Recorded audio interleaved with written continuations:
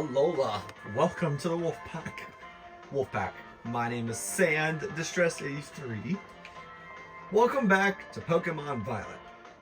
Last episode, we caught the last two legendaries of Ruin, being Ting-Lu and Chien Pao. And we have all four of them, and I have two of each. So today we're gonna start taking a class. We can do different. We have 4 classes left. We got Home Ec, we got Arts, we got Battle Studies, and we got Languages. Now I'm gonna take a break from the order, and instead, I'll go to Art with Mr. Hassel of the Elite Four. Which means if I battled him in the school, I could arguably battle his best team. Although I would like to see the Elite Four with a new team. Hello. Hey, it's my friend Nimona. Greetings, I am Hassel. I will be teaching this art class. It is a pleasure to meet you all. Now let me be candid for one moment. I imagine that many of you will forget that you learned this in class once you graduate. After all, you don't need even a basic understanding of artwork, much less a refined appreciation of beauty for most exams or jobs. So is my class a waste of time to you then? I think not. At least I certainly hope it isn't. Think for a moment, all of you. What is beauty anyway? What makes something beautiful? The eye and the beholder. Interesting. Thank you, Sam. Oh, I don't mean to suggest that there's a correct answer to my query. The important thing is that you all take time to think about it. Hey, Nimona. Think about why we might find beauty in a flower blooming on the side of the road, for example. Question why the sky is a different shade of blue than the ocean, or why the leaves change color. Ponder the windmills of Artisan and how they move. Contemplate the chilling bite of the waters of Cascarafa. I am sure that you will find every little detail of your lives will seem more vivid, more impactful, if you just take a moment to stop and think. And I am certain that if you stop and truly appreciate the little beauties of this world, it will help pull you through the days where your studies have you exhausted or when work has dampened your spirits. Do pardon me for waxing philosophical. You don't need to understand all of that now.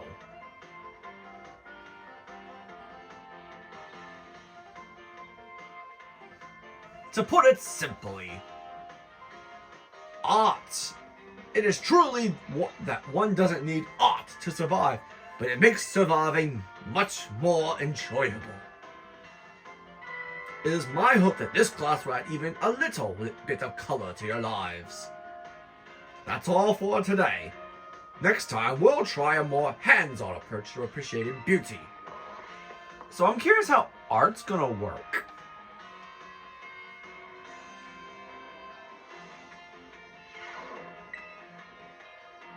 Yes, back to Art. Hassel is interesting as a dragon type user. I will admit, he outranks Lance. Lance is more of a flying type expert, honestly, than dragon. Penny? Hello, class. It is I, Hassel, yet again.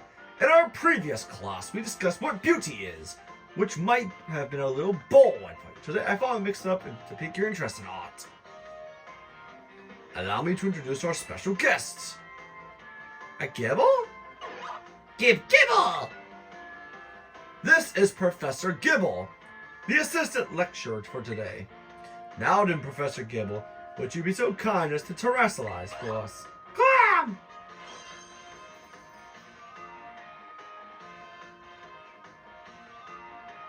Grass Terra! As some of you may already know, a Pokemon can terrestrialize if you use a Terra Orb. Normally, Professor Gibble would be of the Dragon type, but by terrestrializing it has succeeded in changing its type. So, class, what type do these lovely glistening flowers of a Professor Gibble's head represent? The grass type! Excellent, Sand. Full marks for you. These beautiful flowers blooming above Professor Gibble's head show that it has now become a grass type. The shape of the Terra Jewel above a Pokemon's head depends on the Pokemon's Terra type. To summarize, if an opponent's Pokemon terrestrializes during battle, observe a Pokemon's Terra Jewel closely to see which type it has become, and choose effective moves accordingly. It is my sincere hope that today's lecture will help you achieve all beautiful victories. The terrestrial phenomenon is indeed a fascinating and deep subject to discuss. That is it for today, class. Thank you, Professor Gibble, for your help. Gib! You know what's funny? I had a Garchomp back in Pokemon Sealed, but I didn't raise it from a Gibble. Kinda wish I did. It would have been a lot more fun. So what, is Arvin gonna be in this class next? One can only hope.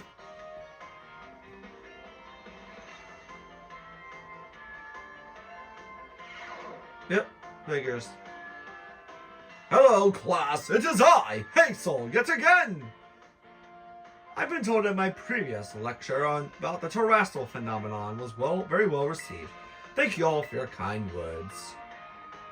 In fact, Miss Dendros requested that I impart even more battle knowledge to my students.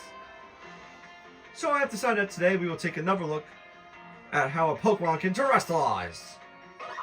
Gibble! And of course, here is Professor Gibble to help us. Now then, Professor Gibble, if you will be so kind as to terrestrialize for us. Glam!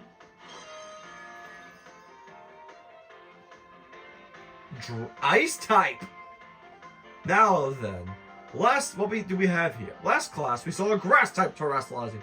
But this time, we have something of a different shape. Observe, a Terra Jewel resembling a snowflake. Its dendritic shape is stunning to behold. It's a little chilly standing so close to it. So, class, what Terra type do you imagine this jewel might represent? Ice? Excellent sound. Full marks for you.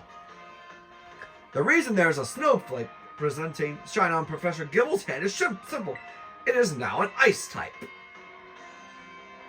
And because Professor Gibble is currently an ice type moves would not be very effective against it. Keep in mind, they usually do quadruple damage to Gibble. Now here's some trivia about snowflakes. While snowflakes come in many different shapes and sizes, most are classified as hexagons. Just think of it. Snowflakes fall from the sky, taking similar shapes without anyone saying they must. Do you not feel the great mystery of nature? The beautiful enigma we live in? This is a bit of a tangent, but Mr. Jacques' glasses are also hexagonal, aren't they? I almost forgot to mention, you can change a Pokemon's Terra type at the Treasure Eatery, located in Medali. Though I must say the cook there is a little pricky. You'll need to get on her good side if you want her help. Now come prepared for your next class because it is time for your midterm examination. Thank you for today, Professor Gibble. Damn, Gib! I like Gibble. It's very cute for a dragon type. So is Dratini and Fridgebacks. Good evening. Yes, my midterm for art. Yep. I might go back into art as a hobby as well. I don't know. Let me know what you think. Do you think art is a good creative way to release some stress for a pastime? I do hope you're all ready because it's time for your midterm exam. Focus and do your best. And begin! What is the name of the gemstone that glows over a Pokemon's head when it terrestrializes? A Terra Jewel. When the answer to question 1 is the shape of flowers, what type does it represent? Grass. What shapes are most snowflakes classified as? Hexagon. Where is the eatery that allows you to change a Terra type? Medali. What makes something beautiful? There is no correct answer. Time's up. That's it for today's test. Pencils down, please. I would rather not have students worry about passing or failing our class, but tests are tests after all. Anyway, good work, everyone. You can check your results at the front desk. Okay. What's my score? Because last time I got perfect scores. Yep, it feels good to get a test out of the way. What do I get? You know, same thing. I got a 5 out of 5. Okay. That's a passing score. Congratulations. What's the reward? Small candies. Let's use them.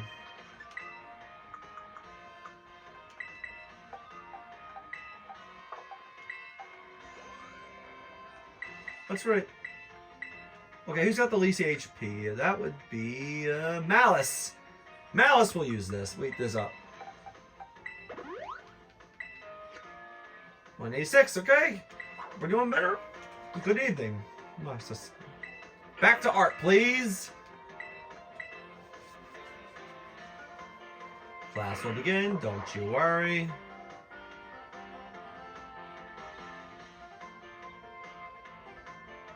Also, comment down below if you would like to see me complete the Pokédex. Hello, class. It is I, Hassel, yet again. I am pleased that everybody did well on their midterm exams. As a reward for all your hard work, we have a special guest with us today. Now then, Brassy, please come in. Greetings. Greetings. Hello, Brassius. I am Brassius. I am an artist, and I focus exclusively on grass-type Pokemon for my work. Brassius here mainly creates three-dimensional pieces, such as statues and the like.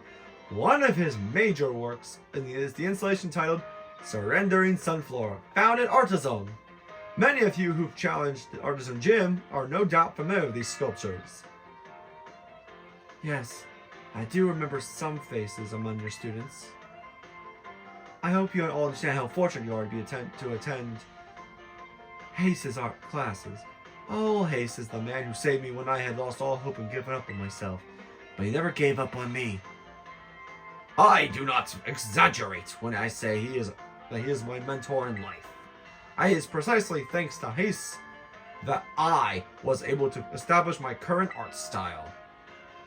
Ah, dear Brassy, I have nothing against reminiscing about old times, but today I hope you will guide this class in a way only you can. Of course. Let's see, why don't we discuss what Hass mentioned? Surrendering Sunflora. Can anyone tell what my mood was when I crafted this detached piece? A sad mood? Oh, no. Completely and utterly wrong. When I made that sculpture, I had surrendered all hope. I was prepared to give up everything. I had resolved to give up my life as an artist if that piece did not receive proper recognition. Hence the name Surrendering Sunflora. That's exactly it, Hass. When I started out as an artist, I experienced many hardships. I even became deathly ill and fell into a slump that drove me to desperation. I began worrying about only what would sell. I was concerned only with fame and fortune. But all my pieces during this time had no depth. They were all shallow trash. It was then that I met Hass. He then helped me realize how petty I was being. I'll spare you the details. But yet I was able to leave all behind. And that was also when I crafted the Sunflora. Remarkable. Even I did not know the full story until now. This kind of thing is hard to tell someone, especially when they are so close to you. Now, I don't doubt that your adolescents will often find your heads crowded with worries. My advice to you is simple. Be honest with yourself and do whatever your heart desires. So long as you don't cause trouble, that is. That is all from me. I must admit, I am beginning to feel a bit embarrassed. So I bid you farewell, Hace. And farewell to your pupils as well. Oh, Brassy, I can't believe it. Such a wonderful class. Thank you so much.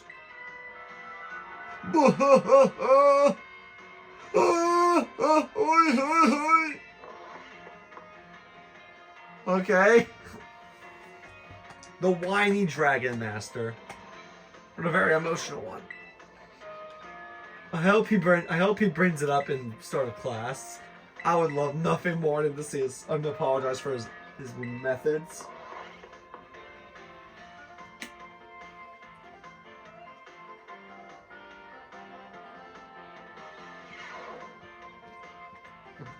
What's with the old people? Hello, class. It is I, Hassel, yet again. First, allow me to apologize for losing my composure during our last class. I was so touched by Brassios' story that I simply couldn't contain my emotions. I'm sorry for making such a scene. It's fine. I certainly got a very stern talking to from Miss Time after that class, yes. Anyways, let us shift gears and dive into the material for today's class. Now, have any of you heard of the 10 sites of Paldea? As the name would imply, there are 10 sites in Paldea that are considered particularly beautiful. Among them, I would say that the Grand Olive Orchard is likely the most accessible.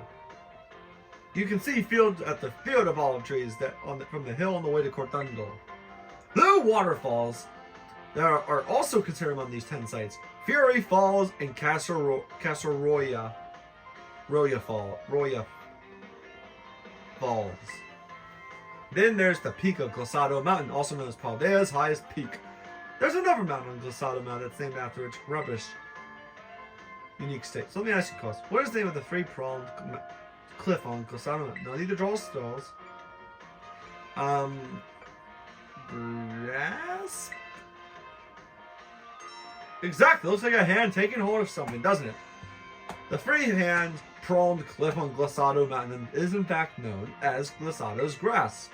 Though its shape is far too stubby to be that of a human hand, I imagine someone thought it looked like a Pokemon hand grabbing something. There's also the mountains in Area 3 of the East Province, where you can get a good look at Levincia. It's particularly gorgeous.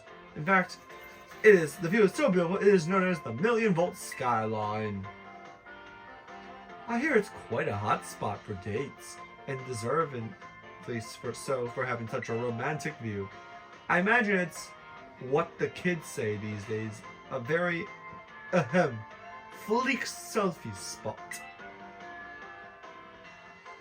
Of course, you may feel that not all 10 sites live up to their grandiose names. How often do we visit some tourist spot only to be disappointed? Not to say that you shouldn't visit them, only that you should keep your hopes in check. The important thing is to go yourself and see them with your own two eyes. And sometimes a disappointing experience can be worthwhile in its own way. Take a chance. Well, that's it for today, class. Thanks for your attention.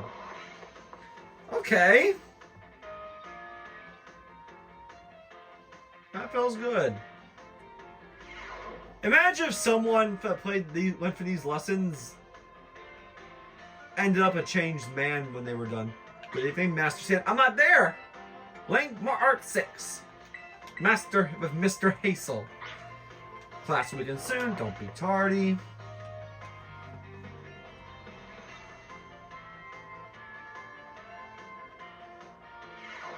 Hey, it's Penny. It's these old geezers. Why are they in this school? Why is that man got a baby? Hello, class. It is I, Hassel, yet again. My, how time flies. Indeed.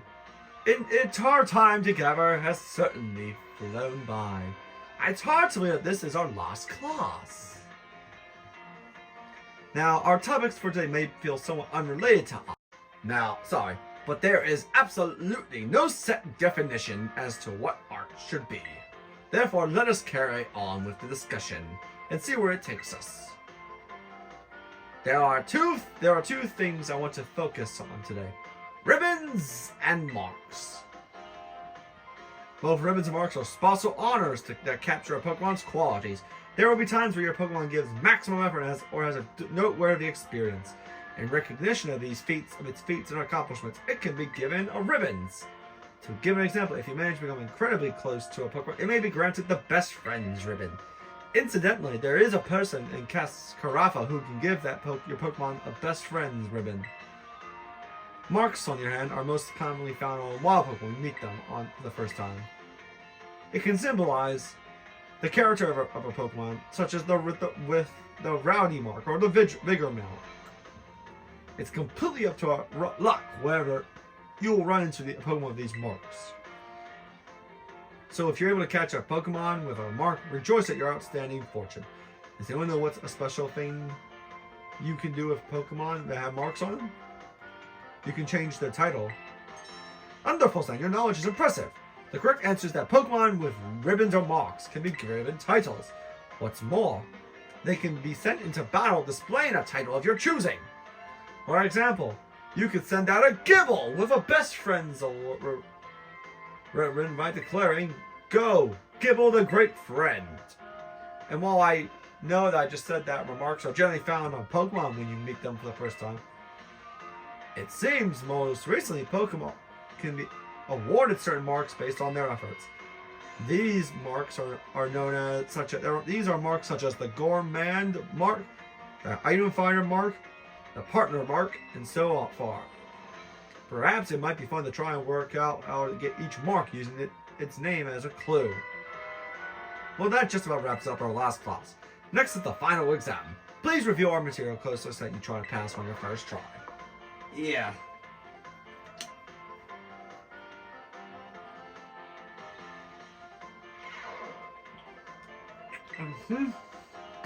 Good evening, yep. Final class for arts with Mr. Hassel of the Elite Four. It's kind of funny that we get an Elite Four member and possibly a sibling to a gym leader as teachers.